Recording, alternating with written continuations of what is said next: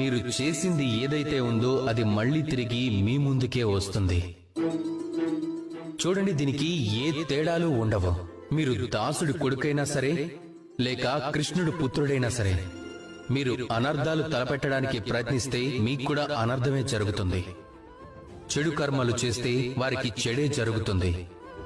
శుభం కోరే యజ్ఞం చేస్తే శుభాలనే పొందగలుగుతారు.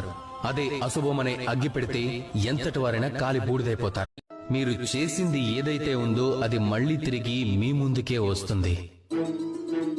చూడండి, దీనికి ఏ తేడాలు ఉండవు.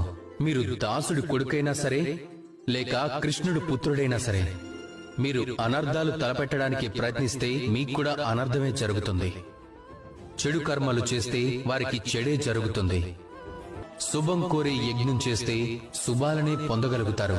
అదే అశుభమనే అగ్గి పెడితే ఎంతటి వారైనా కాలి బూడిదైపోతారు.